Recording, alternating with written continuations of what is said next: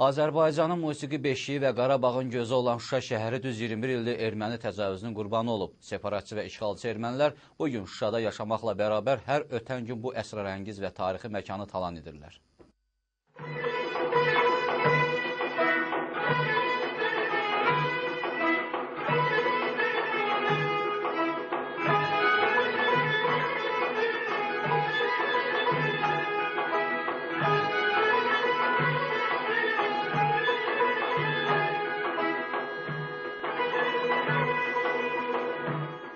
Azərbaycanın mədəniyyət beşiyi Şuşa şəhərinin işğal olunmasının 21 ili tamam olur. 8 may 1992-ci ildə Ermənistan silahlı qüvvələri tərəfindən işğal edilən 289 kvadrat kilometr ərazisi olan Şuşada həmin dövrdə 25 min nəfərədək əhali yaşayıb. Şuşanın işğalı nəticəsində 480 günahsız vətəndaş qətlə yetirilib, 600 nəfər yaralanıb, 22 min nəfər öz yurdundan didərgin düşüb. Əsir götürülmüş 68 soydaşımızın taleyi barədə bugünə qədər məlumat yoxdur.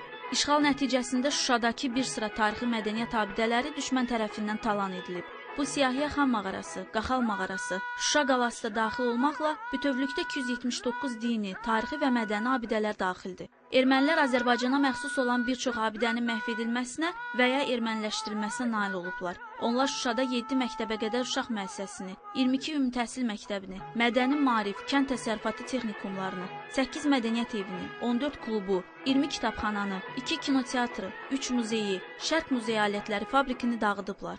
Ümumilikdə 1992-ci il mayın 8-də Ermənistan silahlı qüvvələrinin Şuşanı işğal etməsi nəticəsində Azərbaycanın 289 kvadrat kilometr ərazisi ermənilərin nəzarətinə keçib. İnqilab Şirinbəyli, Elnar İbrahimova, LTV.